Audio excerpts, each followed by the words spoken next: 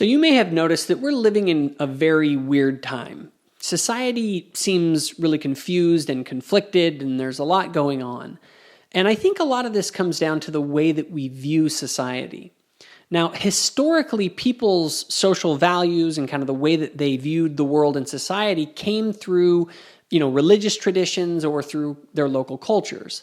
But over about the course of the last 60 years or so, the influencer class in our society, those are the ones who are setting the trends, they're the ones who are writing the books, they're the ones who are running the companies, they all filter through our academic system. And in that academic system, their ideas about society are shaped a lot by the social sciences and the ideologies within those disciplines. So in this series, I'll be drawing largely from a book called Cynical Theories. It's a book by James Lindsay and Helen Pluckrose that I'll be reviewing that really does a great job of exploring the roots of a lot of the stuff that's going on right now. It really is a must-read, and I recommend it to everyone. What this book does is it explores the ideas that are being inculcated into our influencer class as they pass through the academic system. Now, these ideas are ones that at one time were kind of confined to these esoteric academic discussions amongst intellectuals, but now they've really become mainstream as more and more of the members of our influencer class go woke. Now, woke is a euphemism that denotes being awakened, and in this case, it is an awakening to the underlying power structures of society and the injustices that become manifest with that understanding.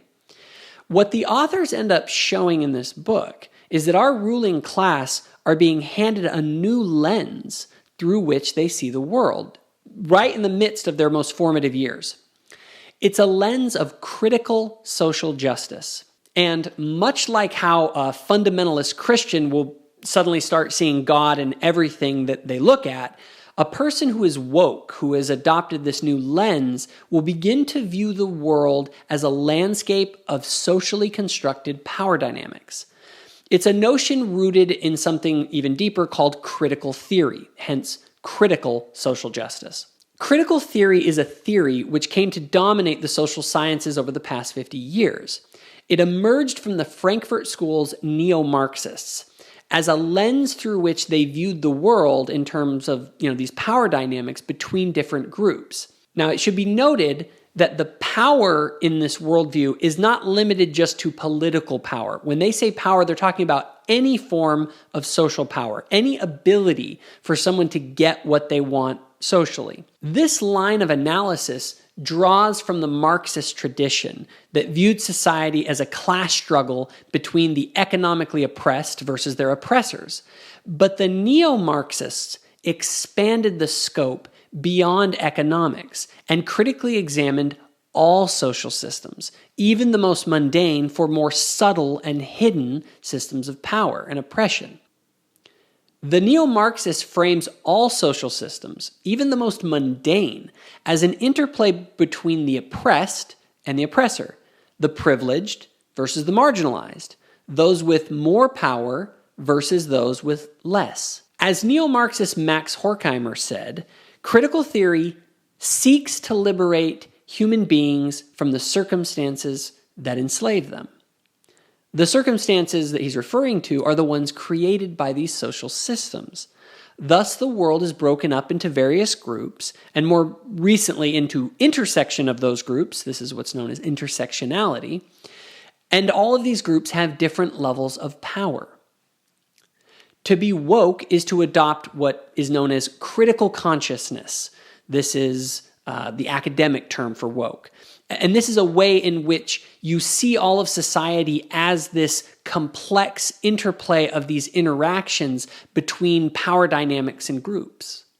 Lindsay and Pluckrose go into excellent detail, showing how the woke movement we see today is largely a combination of the neo-Marxist ideas of people like Herbert Marcuse, Horkheimer, Adorno, etc., merged with postmodernist philosophy.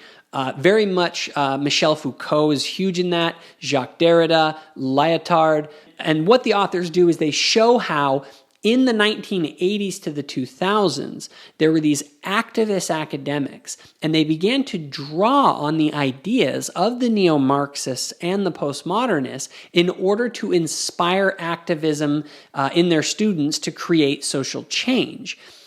While at one time these ideas were largely confined to the academy, in the last 10 to 20 years, we've all been watching what has been happening as this new way of viewing the world, this critical consciousness, this wokeness, and its corresponding call to activism has gone mainstream.